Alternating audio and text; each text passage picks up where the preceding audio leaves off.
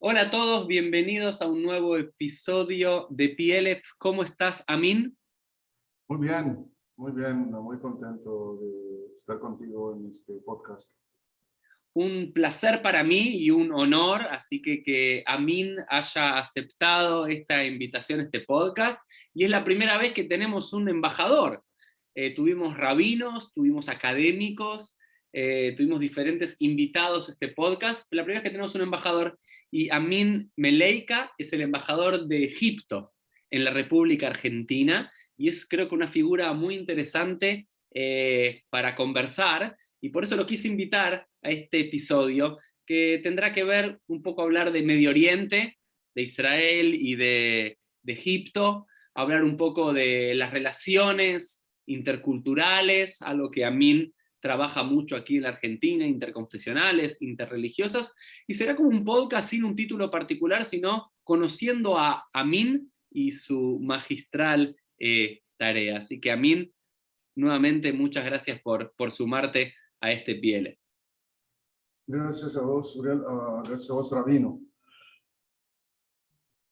Bueno, y la idea, Min, es al principio de PLF siempre le pedimos a todos los invitados que brevemente nos cuente quiénes son, ¿no? Vos sos actualmente el embajador de Egipto para la República Argentina, pero contanos un poco tu trayectoria, de dónde sos, tu fe, tu formación, tu mundo de diplomacia.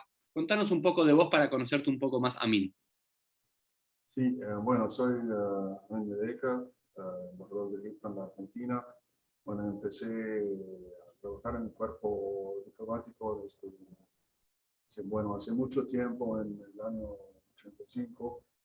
Estoy casado y tengo dos hijos, una hija, un varón. Los dos viven en Canadá. Canadá es el país donde yo trabajé antes de la Argentina como cónsul general en la ciudad de Montreal.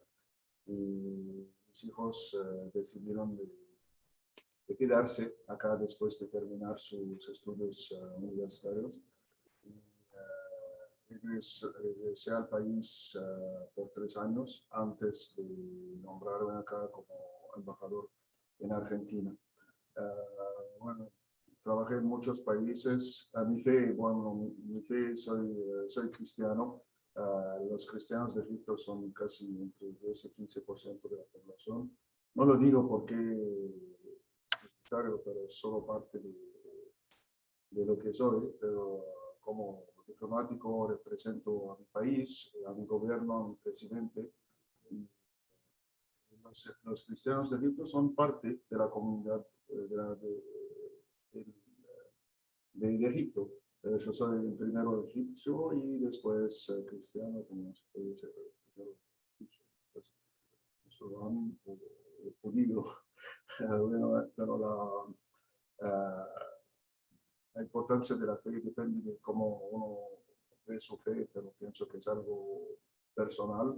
Pero como sabes muy bien que en el Medio Oriente es parte de la vida de cada día, es parte de la cultura, es parte de la tradición. Es más que algo personal, es como en las relaciones entre gente, no sé, es parte de la. Sí, sí, quizás eso para empezar el diálogo, ¿no? Amin, Sí, luego de esta presentación, que quizás acá en Occidente, en sí, Europa, América, por lo menos desde la modernidad, con la Ilustración, la religión fue puesta en un segundo lugar, en un segundo plano, ¿no es cierto?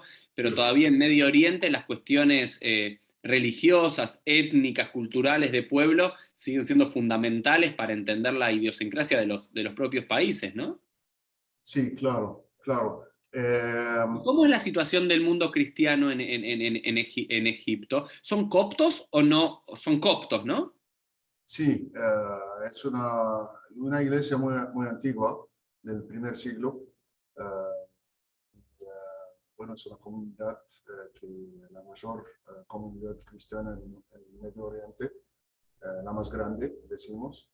Y bueno, si hablamos de la historia moderna, eh, la comunidad, decimos como una comunidad egipcia en primero, y con la fe cristiana, sentí el peligro del régimen de los hermanos musulmanes en el año 2012.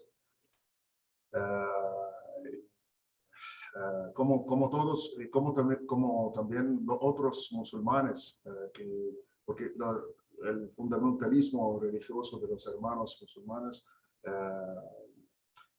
como tengo una sensación que si no piensas de la misma manera, no piensas de la misma manera, no actúas de la misma manera, hay que marginalizarte, excluirte de la sociedad. Entonces no es un problema entre cristianos y musulmanes o otro, pero era mucho parte de esta sensación que no te sientes cómodo. Gracias a Dios que todo se terminó en 2000. ¿Eras diplomático durante el 2012 y la revuelta de los hermanos o no? Sí, trabajé representé mi gobierno porque soy profesional, soy diplomático de carrera, entonces represento el gobierno como cada profesional y trabajé como todos para servir mi país, porque nosotros, nuestra lealtad es el primero al país y su existencia, a sus valores, a sus intereses. Y eso, y en general, ya empezamos la conversación desde este lado, ¿no? Desde la iglesia copta, ¿no es cierto? Y desde unas cosas que uno escucha de aquí de Occidente, acá lo veo a Amin adoptando costumbres argentinas como el mate, ¿no? Y antes de iniciar esto, Amin me contaba y me recordaba que en Siria hay una gran comunidad de tomadores de mate, que luego las importaron a Egipto como refugiados, ¿no? Sí, cuando algunos miles de refugiados llegaron a Egipto después de la guerra civil en Siria, entonces por la primera vez en Egipto importaron el mate por la primera vez porque son adictos del mate. Y hay algunos que piensan que el mate es un producto sirio, no saben que crecen con la que viene de más lejos. Bueno, ustedes acá traen el café egipcio, que es bastante bueno, y nosotros ahí mandamos un poco de mate. Yo quiero invitarte a un café egipcio, pero ahora no, estamos por Zoom, pero la próxima vez espero que podés visitarme en Cava. Estoy vacunado. Ahí iremos a tomar un buen café egipcio. Yo pienso que tengo el mejor café, decimos turco, en la ciudad. Bueno, vamos a ir a probarlo, vamos a ir a atestiguarlos, a darle la supervisión rabínica. Sí. Ahí, Todo ahí. kosher. Bien.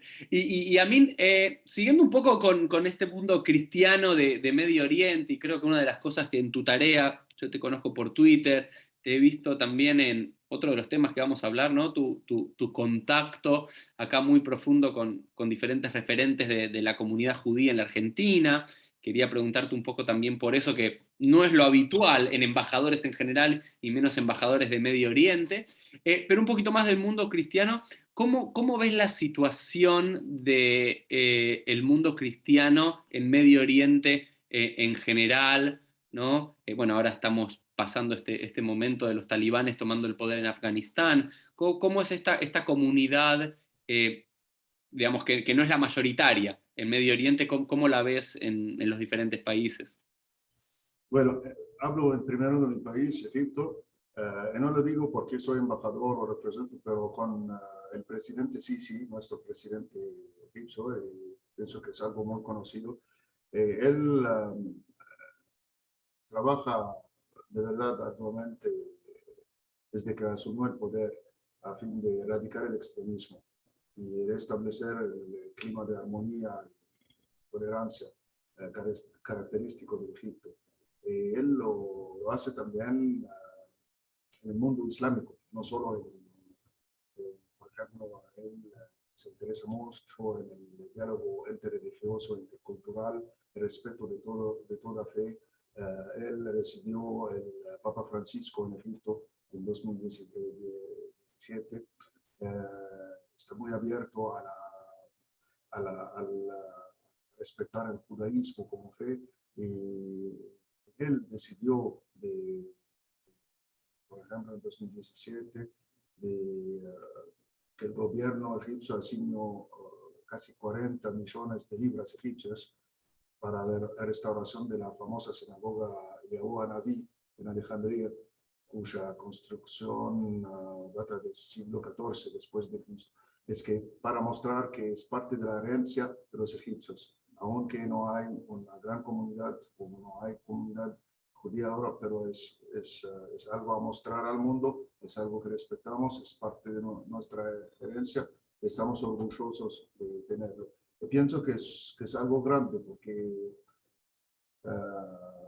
bueno, las cosas, bueno, cambiaron y podemos hablar de esto después del Tratado de Paz con Israel y muchas cosas, pero no lo digo porque soy el representante del presidente egipcio acá, pero estoy personalmente convencido que es un hombre que trata de hacer mucho para acercar diferentes fe. Él, por ejemplo, en la Navidad va personalmente a participar a la celebración de los cristianos a la noche de la De la no sé, Navidad, de la Nochebuena, en la Nochebuena. en Egipto, para mostrar decimos, su compromiso a la comunidad. Porque en toda la historia de Egipto era parte principal de la, decimos, no sé, decimos que la misma tijera. La misma tierra. Sí. No, esto creo que a mí, creo que por eso una de las cosas que más quería poder compartir contigo esta charla, este encuentro, tenía que ver con derribar prejuicios, ¿no? Mi gran el sentido que para mí tiene PLF es dar conocimientos y derribar prejuicios de diferentes lados, ¿no? Y acá desde Occidente, y particularmente de la comunidad judía, ¿no? De la cual yo soy parte, y hay mucho prejuicio de todo lo que pasa en Medio Oriente, y se pone a todos los países en la misma bolsa, se pone a todos los presidentes en la misma bolsa, a todos los gobiernos en la misma bolsa, y poder ver que si bien hay un extremismo, ¿no? Hay un Islam extremizado, un islam, lo que llamamos el islamismo político, que no es el islam del hombre de fe que va y reza en una mezquita y que puede tener un No, diálogo con un judío, con un cristiano, sino alguien que políticamente tomó al islam y lo radicalizó para los fines políticos, que eso se ve en Medio Oriente, ver que hay otra cosa en Medio Oriente. Y una de las cosas que a mí más me gusta, ¿no? De entender y de recordar que antes que hubo musulmanes, hubo judíos, hubo cristianos, y antes que hubo cristianos, hubo judíos en toda esa región, claro, ¿no? claro, Es claro. una región que hoy uno cataloga Medio Oriente, la península arábiga, mundo islámico. Pero cristianos hubo antes que musulmanes y judíos hubo antes que cristianos en toda esa zona. Y hasta hace muy poco tiempo había una importante comunidad judía, que hoy casi ya no existe en ningún lugar de Medio Oriente, excepto en Israel. Egipto es uno de esos lugares. Siria, toda mi familia es de Siria, Sí, sí, no, ¿no? la entiendo. Estoy de acuerdo que hay prejuicios y hay como a veces estereotipos de lo que es el Medio Oriente. Muchas cosas cambiaron también con los acuerdos de paz en diferentes países y el Estado de Israel. Es no para decir que solucionaron todos los problemas entre Israel y los palestinos y los árabes, solo para decir que hay un nuevo, como decimos, ambiente que permite que la gente pueda pensar, reflexionar, discutir, conocer al otro, ¿cómo se dice? Estar de acuerdo o no, pero sin violencia, sin odio, que hay una necesidad de, bueno, podemos como ser o estar. Esto es problemática entre los dos verbos en español. Podemos ser de acuerdo o estar. Podemos estar de acuerdo, podemos estar de Estar de acuerdo. acuerdo. O no entre nosotros, los dos, pero con respeto, con posibilidad de dialogar. Pienso que este ambiente de la paz permite eso. Es un camino largo y difícil. Y para mí, si querés, puedo hablar un poco de cómo eso me impactó cuando empecé a trabajar en el cuerpo diplomático, pero depende de lo que, de cómo Sí, ahí vamos para eso. Tengo una pregunta para ir llegando, porque de todos los países árabes, ¿no?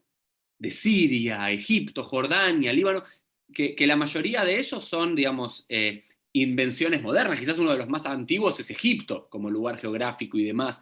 Eh, y para el judaísmo, para los judíos, Egipto es un lugar, Mitzrayim, ¿no? Es un lugar que repetimos una y otra vez, ¿no? Hablamos de la salida del éxodo de Egipto, ¿no?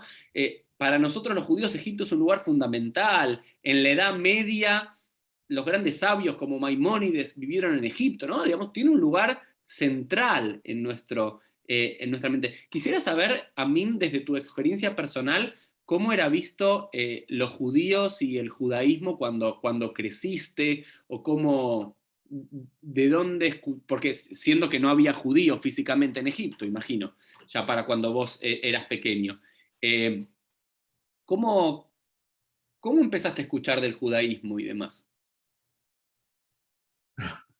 Muy interesante es que, bueno, como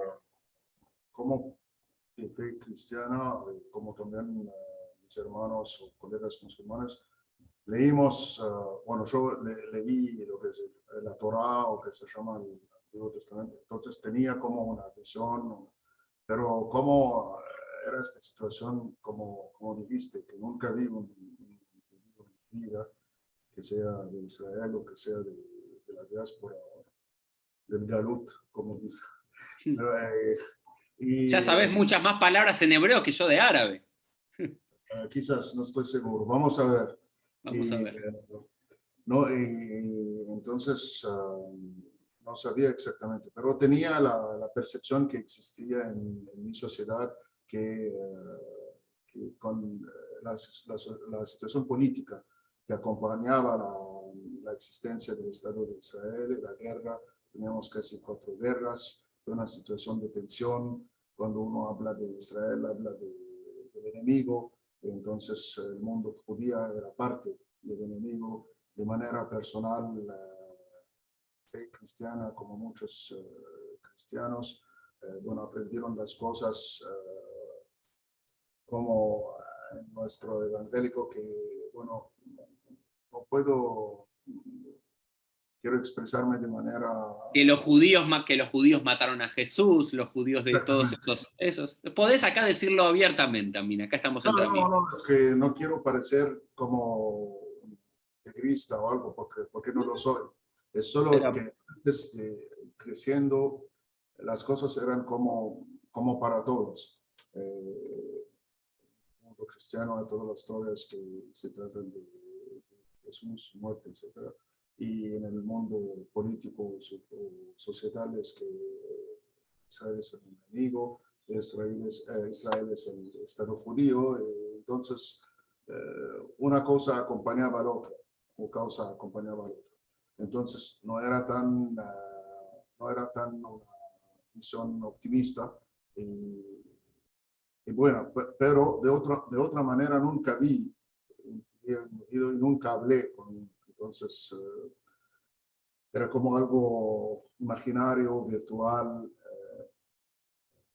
más estereotipo. De todo cambió un día, bueno, puedo decirte cuando querés, que cuando todavía estaba en la escuela secundaria, cuando el presidente Anwar Sadat decidió ir a Jerusalén y el anuncio fue como, sabes, repentino y a nadie le dio tiempo de entender que estaba sucediendo. Como la mayoría de los egipcios de mi generación, nunca había conocido, como dije, un judío ni un ciudadano israelí. De repente vi a mi presidente en el aeropuerto Ben Gurión, reuniéndose, sonriendo con los dirigentes del Estado, que había sido como el enemigo, como desde que podía recordar yo. Y como estudiante, no sé qué pasó, pero esto provocó en mí un interés por comprender más la significación de la diplomacia y la política internacional, más allá de que sea solo Israel, porque es el país vecino, es el país, decimos, 4 guerras, y cómo se es de la noche al día, todo cambió como ¿cómo se dice? 180 180 grados, así, un flip grados. over. Yes. Una de las frases que me llamó la atención que dijo Sadat, que cuando hablaba de la necesidad de romper la barrera psicológica y que obstruía cualquier avance en el proceso de paz. Y, pues no sé, trataba de un conflicto exclusivamente político, pero si no implicaba aspectos humanos, psicológicos, porque hay todos los estereotipos, nunca, nunca hablamos, hay estuvimos muy sospechosos uno del otro. Mm. Y cuando entré a la universidad, a principios de la década de los 80, decidí estudiar ciencia política. Es una de las cosas que me comprendí que, bueno, otras cosas, porque Sadat empezaba con la guerra de Yom Kippur, la guerra de octubre. No necesito hablar de esto ahora, pero si quieres puedo decir sí o no. Pero Sentite no, libre, me parece fascinante la historia. no, es que él fue, Sadat era como, se fascinaba de las teorías de militares prusianos, en particular el barón Clausewitz, cuya estrategia era lanzar una guerra corta para empezar el camino de la paz o el camino de la diplomacia. Que si la guerra es la puerta, una guerra corta y como para empezar a dialogar. Pero esto es interesante, nunca lo escuché, porque vamos a referir, para los que no saben, que nos están viendo y escuchando, Egipto fue el primer país del mundo árabe musulmán en firmar la paz con Israel en el año 1979. Y Anwar el-Sadat, ¿no es cierto?, con Menachem Begin de la parte israelí, firman el primer acuerdo de paz. La pregunta es, Anwar el-Sadat, por ignorancia política mía, histórica, en el 73, en la guerra de Yom Kippur, o como la llaman también la guerra de octubre, ¿qué puesto tenía? ¿Era el presidente? Sí, era el presidente de Egipto. Ah, o sea que vos estás diciendo, que algo que yo nunca he escuchado, que esa guerra del 73, por lo menos en la mitad, en la mentalidad de Anwar el-Sadat, fue hacer una guerra corta, que duró un poco más de un mes, esta guerra, y eso que abre el camino a la diplomacia de la Sí, paz. Nunca lo sí, había escuchado, qué interesante. sí, sí. Entonces, era la idea de cruzar el canal de Suez, la sorpresa, el ataque de sorpresa, y para cambiar de la situación, que no hay paz, no hay guerra, y dialogar, negociar de un punto estratégico, como decimos, fuerte. Era su idea, pero pensaba todo el tiempo a hacer la paz después, no era una guerra como las otras guerras, pero él como veía la situación, con esta situación después de la guerra de los 6 días, la guerra de junio, cuando todos los países árabes perdieron su tierra y Israel ganó de manera, digamos, Sí, impresionante contundente, expandió todas las fronteras. la frontera, que Israel no era en una situación de querer negociar o hacer compromisos, que la situación necesitaba hablo de Sí, lo sí, que sí. de esa edad, no es mi opinión. No, porque es interesante esto, Amin, que planteás, porque desde una lectura también, desde la dirigencia sionista israelí, la ocupación de vastos territorios en el 67 también tuvo, por lo menos en una visión, que no sean espacios ocupados hasta nuestros días, como Gaza o Cisjordania hasta el día de hoy, sino que también, o como fue el Sinaí y demás, que eran territorios a conquistar para después negociar la paz a través de estos, ¿no? Como que es interesante que de ambos lados del conflicto una guerra podía ser potencialmente la entrada a la paz, ¿no? Sí, era la estrategia, como sabemos, de Sadat, porque algunos años después, en 77, como 4 años después, pero decidió de visitar, hacer su famosa visita a Jerusalén, pero antes, después de la guerra de Yom Kippur, hubo como muchas negociaciones entre israelíes y egipcios, especialmente después de esta guerra. Y yo sé que al fin de la guerra de Yom Kippur las cosas cambiaron más del lado de Israel, pero quiero decirte algo importante, que el Sadat logró exactamente lo que quería hacer. Porque, por ejemplo, cuando yo, de mi experiencia profesional y personal, cuando trabajaba en la Embajada de Egipto en los Países Bajos, en La Haya, conocí cómo después del Tratado de Paz, entonces nosotros diplomáticos egipcios teníamos toda la libertad y la oportunidad de conocer a nuestros colegas de embajadas en todo el mundo, hablar, discutir cómo lo hacemos, estar de acuerdo, no estar de acuerdo, pero hay esta posibilidad. Entonces conocí a una consejera de la Embajada de Israel y me contó que en este momento de Yom Kippur ella estaba en el ejército durante la guerra, y que cuando los soldados egipcios cruzaron al canal de Suez, las primeras horas de la batalla, los israelíes, según la señora, pensaron que era el principio del fin del Estado de Israel, que la sorpresa era el día más sagrado. El ejército obviamente no era en una situación de alerta. Todo el ataque pasó y cruzaron el canal. Entonces es exactamente cuando los egipcios atravesaron el canal de Suez, y mientras que las tropas sirias en el mismo momento penetraron los altos de Golán. Entonces... ¿Viste la serie Amin Valley of Tears, Emek? Valley of Tears, no la vi.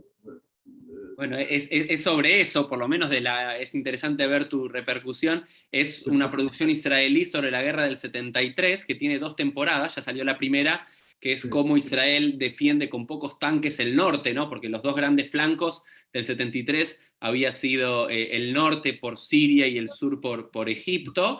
Y la segunda es en el 73, ¿no? Como esa gran hazaña de los pocos tanques israelíes, cómo pueden, ¿no?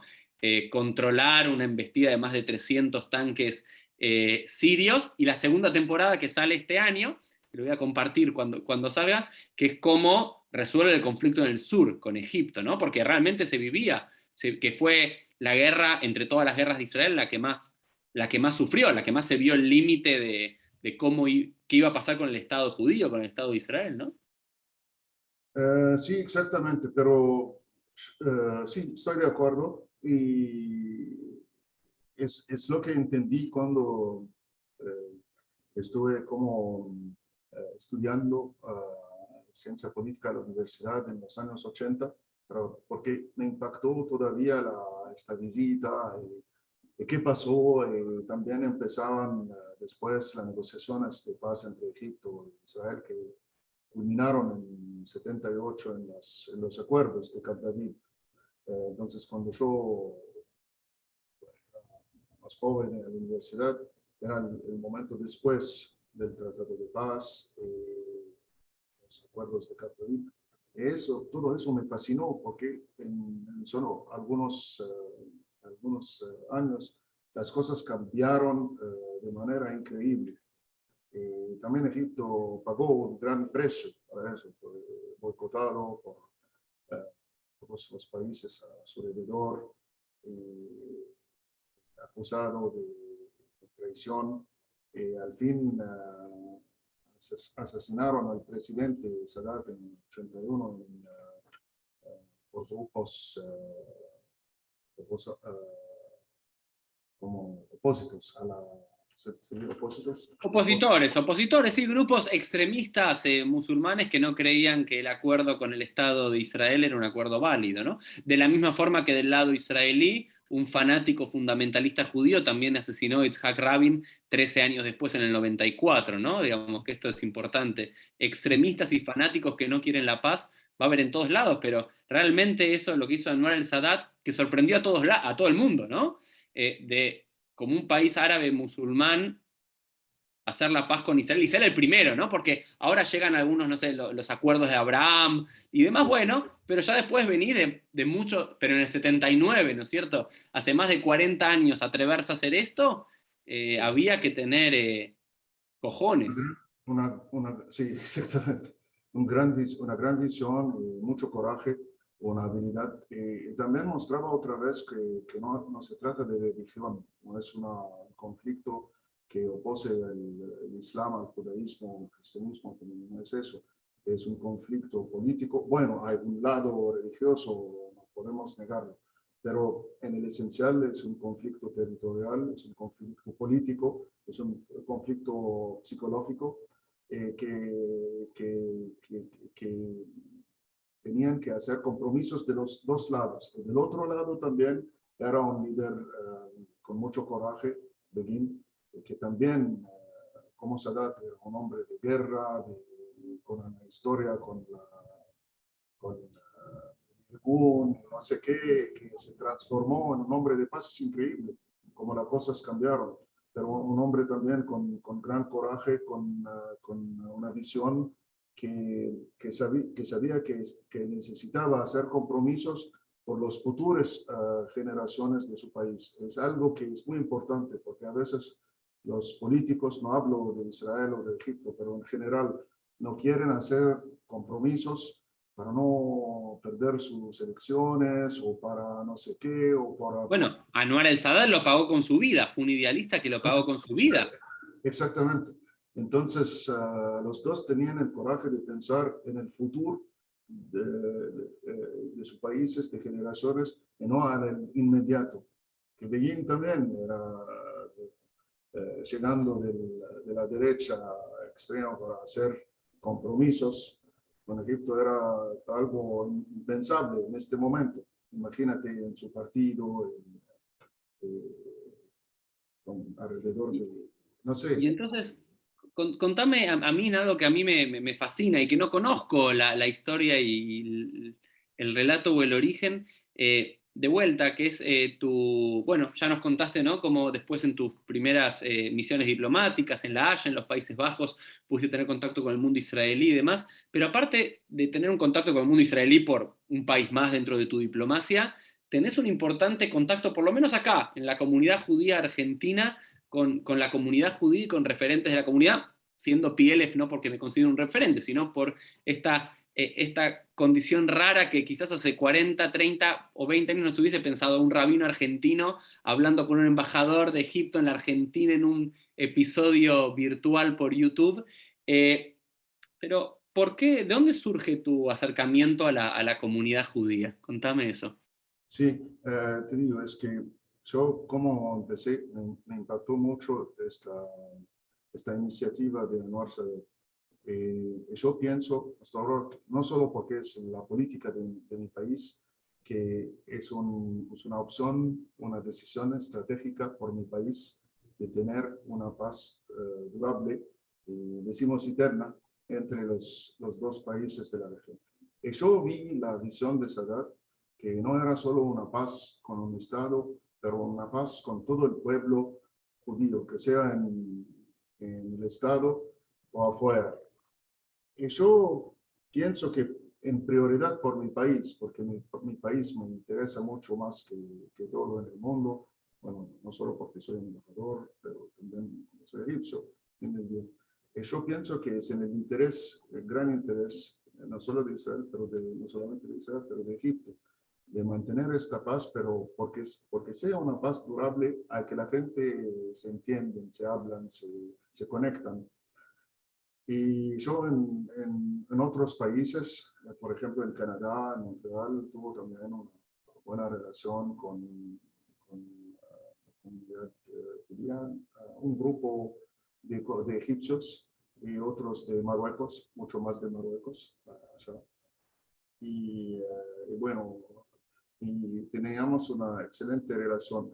Pero yo ahora es algo también personal, bueno, es algo político, es algo que se trata. Pero ahora, como conocí mucho al mundo judío, tengo muchos amigos de la comunidad, De verdad, personalmente me siento más cómodo con la comunidad, para decir que con algunos me siento como con familia. Yo lo digo de manera sincera, no lo digo porque estoy hablando en tu podcast. Por ejemplo, algo me pasó el año pasado, una casi tragedia que mi madre falleció, que en paz descansa, estaba conmigo acá. Y fue un momento muy difícil para mí porque mis hijos no podían venir para estar conmigo.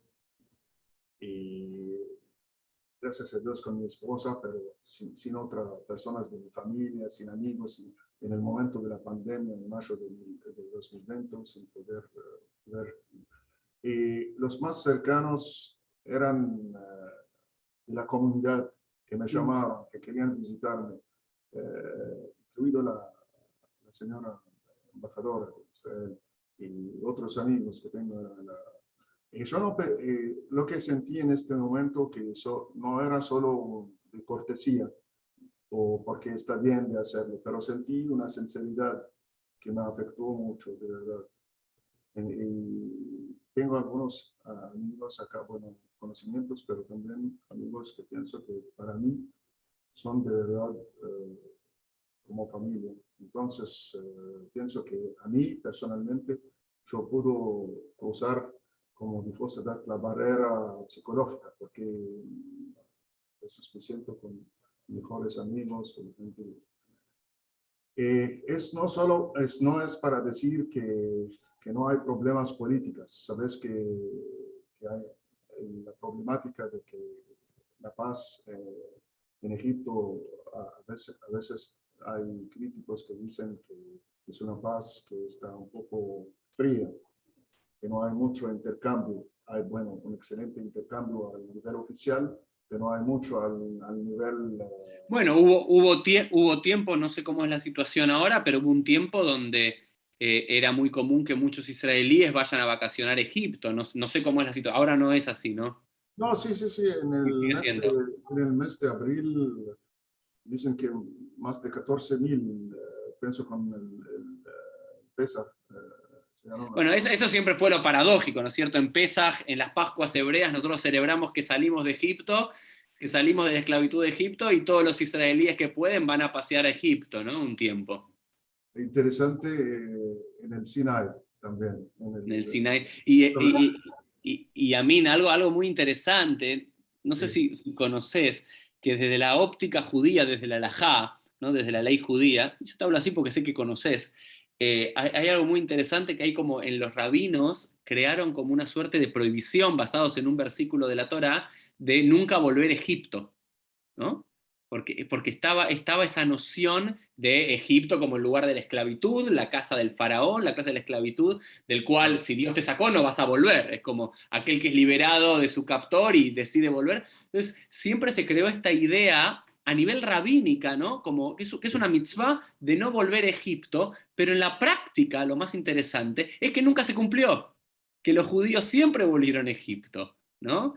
sí, Maimónides como una figura paradigmática, pero antes de Maimónides ya Sadia Gaón o otros grandes sabios, y hasta el siglo XX, ¿no es cierto? Hasta el 48, donde la inmensa mayoría de los judíos salieron de Egipto, como siempre para los judíos Egipto fue un lugar, fue nuestra casa también, ¿no? Y yo ayer tuiteaba con todo esto que sucede en Afganistán, que yo siendo descendiente de sirios, sí. eh, me es doloroso ver a países que uno siente propio, ¿no? Por más que sea argentino, porque sea judío, hay algo de lo sirio, de lo árabe, de lo musulmán, de esa cultura que me atrae.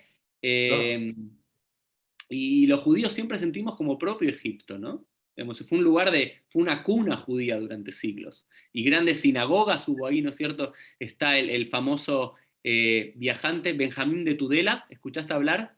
Sí, el famoso, el que viajaba en Egipto, en el Medio Oriente, Claro, que en el siglo XI, XII sí, empresa un viaje por todas las comunidades judías del mundo sí, ashkenazí y el mundo sefaradí, llega a Egipto, ¿no? sí, Y bueno, habla ahí de las grandes sinagogas, ¿no? Vos hablabas de una atribuida a Eliau, pero también se dice que la sinagoga del profeta Jeremías, ¿no es cierto? Del profeta Ezequiel, que también estuvieron por allí, ¿no? Interesante. Sí, sabes que lo que fue muy interesante para mí, por ejemplo, es que cuando estuve gracias a la paz entre Egipto e Israel, el patrimonio judío en Egipto también se ha vuelto accesible. Por ejemplo, durante el primer año en la Cancillería egipcia, cuando hacíamos un curso de formación en el Instituto de Estudios Diplomáticos, me pidieron, en este momento, acompañar a un grupo de jóvenes diplomáticos japoneses que, que visitaban el Cairo histórico como parte de un programa cultural donde un programa cultural. Entonces descubrí por la primera vez que hay un lugar que no sabía que existía, la sinagoga de Ben Ezra, en la antigua ciudad, que según la comunidad judía, la tradición local, se trata del local o el sitio donde los locales encontraron al bebé Moisés. Wow. Muy interesante, sí. ¿Eso es en Futsat? ¿Eso es en Futsat? Ahí en las Sí, afueras del Cairo, sí, donde, en el Cairo original. en el Cairo original. La sinagoga de Ben Ezra es la famosa sinagoga de la Gnizá de Cairo, donde descubrieron bueno, sabes, Sí, sí, sí, la famosa Gnizá del Cairo, donde Salomon Schechter y dos monjas hacia finales del siglo XIX encontraron lo que fue uno de los dos grandes descubrimientos arqueológicos, ¿no? Del mundo judío del siglo XX, que fueron los rollos del Mar Muerto, por un lado, y después, unos años, medio siglo antes, la Gnizá del Cairo, que fueron papiros y sí, libros y manuscritos de hace 1000 años. casi 100.000 fragmentos de textos bíblicos y cartas y documentos escritos en hebreo, árabe, persa, yiddish, dicen también, los cuales se encuentran hoy en la Universidad de Cambridge. Pero se dice que hay muchas cartas de cosas muy simples, sencillas, como una persona que quiere, por ejemplo, cambiar su nombre, no sabe qué hacer, entonces manda una carta al rabino para decir, por ejemplo, una que no tiene una buena relación con su suegra, cosas como muy, cosas como eso, ¿no? Hay cosas que nunca cambian, hasta el día de hoy hay gente que quiere cambiarse el nombre y hay gente que no soporta a su suegra. Por suerte no es mi caso, ninguno de los dos, pero sí, no, eso de la Gnizá del Cairo es apasionante porque no solamente hay textos rabínicos clásicos, sino que son cartas del día a día de la gente, ¿no? Y problemas que tenía y cómo por más de 1000 años que pasaron de la historia, el ser humano sigue teniendo problemas similares. Lo que me fascinaba en este momento, que hasta este tiempo nunca yo sabía que existía algo de gran tradición judía en la antigua ciudad. Fue a la antigua ciudad porque me hablaron mucho de cosas. Y después del trato de paz fue como era algo ordinario de ir a la antigua ciudad, de visitar las sinagogas de Ben Ezra, y después las antiguas iglesias y las antiguas mezquitas. Pero antes no, por ejemplo, en nuestra, como, como casi cualquier escuela secundaria o primaria, preparan como organizan excursiones a diferentes lugares del país, a veces, bueno, antiguos como las pirámides, no sé qué, otras veces a la ciudad antigua, pero nunca nosotros visitamos, perdón, un antiguo lugar judío. Entonces era como una sorpresa para mí, como todo este tiempo, como adulto. Entonces, lo que trato de decir que hay cosas también que tienen que ver con la educación o con la falta de educación, pero hay que trabajar también para hacer una paz. Yo me refiero siempre a Sadat porque es para mí un héroe, de toda manera, como egipcio, islámico, un hombre de guerra, un hombre de paz, que tenía el coraje de hacer las cosas, que su objetivo esencial era lograr una paz para todos, una paz duradera y justa, basada en la solución de los dos estados, una paz que no solo garantía el derecho de Israel a existir en fronteras seguras y protegidas, sino también de los palestinos a disfrutar de los mismos derechos legítimos y previstos y a veces en las normas internacionales. Yo no quiero hablar no estoy tratando de hacer ahora diplomacia o un curso de política, pero hay que ver porque también del otro lado hay mucha frustración. Bueno, hay muchos errores cometidos, pero hay que focalizarse como hicieron los primeros que hicieron la paz sobre el largo plazo.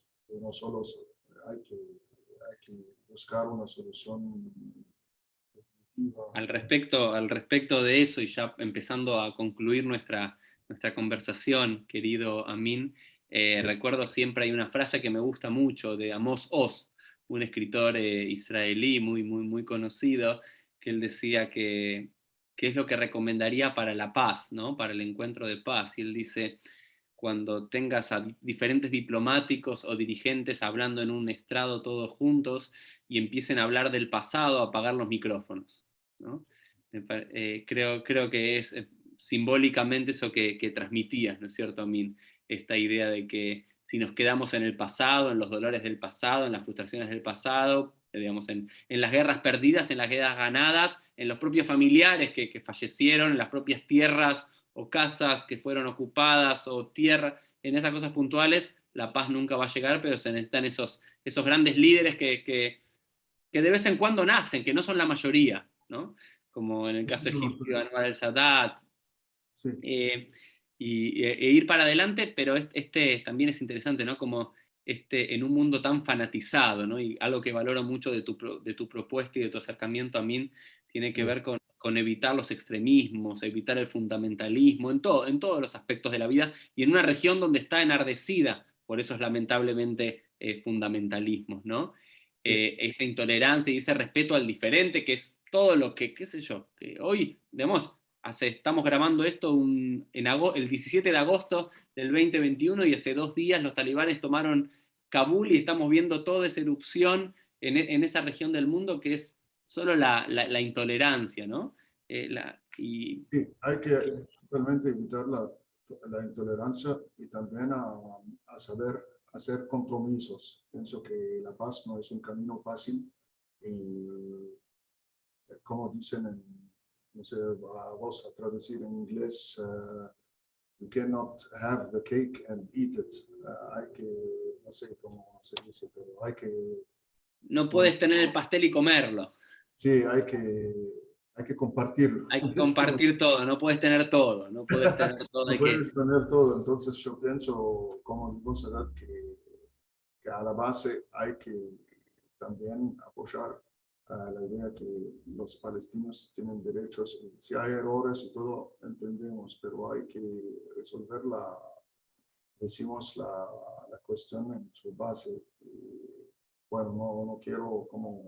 No, pero es muy importante, y la verdad que llegando al final, creo que una de las cosas que más valoro de ti, a mí, no solo como embajador de Egipto en la Argentina, sino ojalá que haya más Amin Melikas en el mundo, en el sentido de ser realmente embajador de una cultura, ¿no? Porque vos sos embajador de Egipto y tenés ahí la corbata con los papiros o con los jeroglíficos, Flores de lotos. las flores de lotus. Pero el interesante voy a confesar, es un diseño muy egipcio, pero la compré en el Museo de Metropolitan de Nueva York. Sí, bueno, ok, bueno, pero es esa flor de loto, ese símbolo, pero también intercultural, en un mundo globalizado. Pero realmente para mí es una brajá, es una bendición poder estar en contacto contigo, Amin, y creo que esto que dijiste y repetiste una y otra vez: 1, evitar los fundamentalismos; 2, animarse a conocer, animarnos a hacer compromisos, ¿sí? A que no se puede todo, y por sobre todo derribar las barreras psicológicas, ¿no?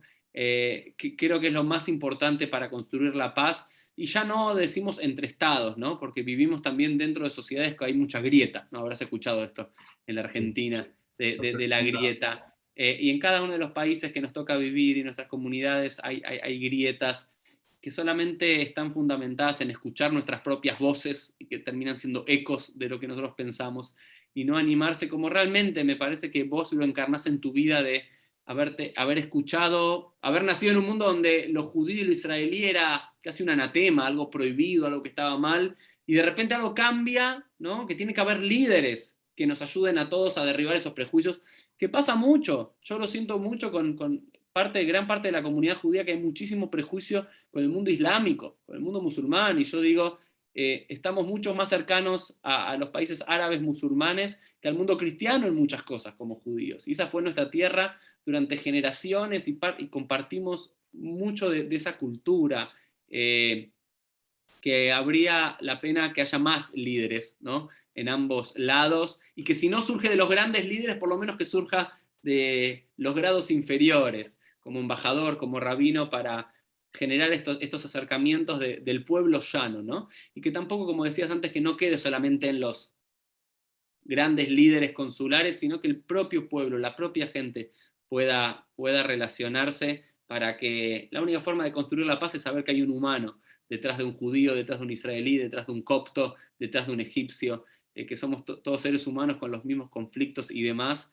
Creo que es fundamental tu tarea, Amin, así que te deseo muchos años de vida próspera, como decimos, hasta los 120, pudiendo cumplir esta tarea de ser un embajador de la paz, me parece, Amin, que te queda mejor que embajador de Egipto, nada más.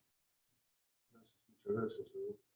Quería solo contarte si tenemos 2 minutos, Por favor, sí. una historia pero casi anecdótica, que durante mi trabajo como cónsul general en Montreal, en Canadá, encontré a esta asociación de judíos egipcios, eh, quienes se sentían muy emocionados por sus recuerdos en Egipto.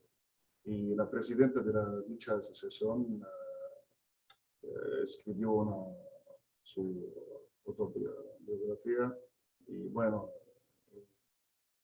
ha incluido el famoso dicho, aunque dejamos Egipto, Egipto nunca nos ha dejado, que puede estar algo muy negativo o algo muy positivo, depende de si es la historia de la salida de Egipto o si en otra manera que nunca olvidaron los buenos momentos que pasó.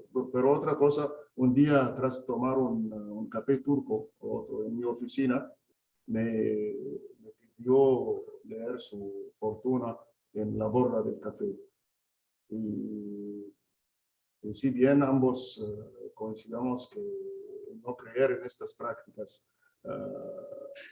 por razones religiosas, ella me dijo, sabes, yo soy judía y religiosa, no creo en eso, pero sí podés, sí podés. Entonces, bueno, es algo bueno, algo egipcio.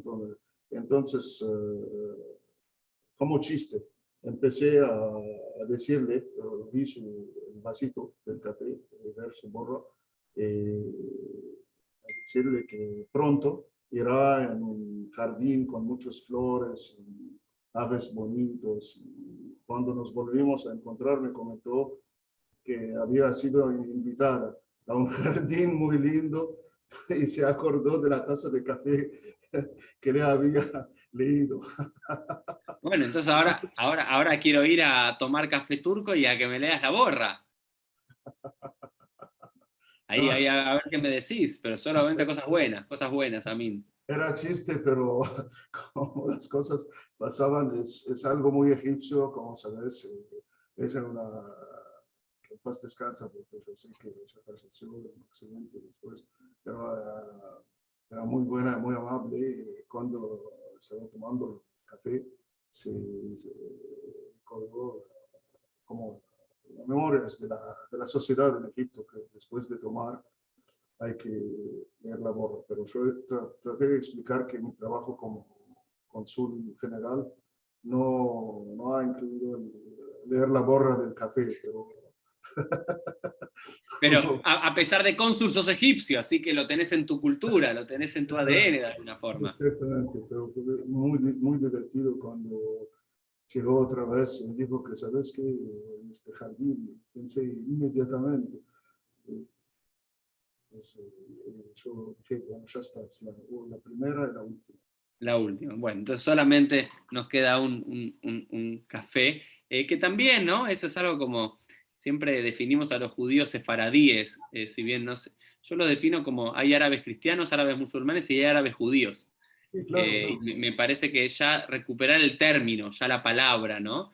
Y decir que nuestros antepasados, mis bisabuelos hace 100 años compartían más con los sirios cristianos o los sirios musulmanes que con los judíos ashkenazim, muchas cosas, ¿no? Y poder recuperar ese sentido de pertenencia. La comida. La comida, pero la comida, los poemas que leían, el árabe, ¿no? Sí. Era fundamental la idiosincrasia, la idea de la familia, ¿no? Esto que vos antes lo recuperaste, ¿no? Eso que me decías en el momento tras la pérdida de tu madre, cómo te apoyaron, la idea de la jamule, ¿le dicen? ¿La jamule? ¿La jamule? ¿Cómo se dice familia? La familia, ¿Cómo se dice? al-aila o al-aila. ¿Aila? ¿Y Sí. por qué muchos decimos la jamule, ¿no? ¿No? En sirio, Jamula, la en jamula. el idioma, en el, En árabe sirio, ¿no? En árabe tipo la jamula, ¿no? Como la jamula es como la gran familia, ¿no? Yo imaginé siempre que era de árabe, pero no. no, quizás es algo ladino o Eh, algo. puede ser, ahí quiero averiguar. Bueno, Amin, estamos llegando al final. Quiero agradecerte a todos los que nos vieron y escucharon este episodio de PLF. Tuvimos el placer de escuchar al embajador de Egipto en la Argentina, Amin Meleika. Amin, muchas gracias y nos vemos todos en un próximo episodio. Chau, chau. Chao, gracias, Oriol. Muchas gracias. Saludos a todos.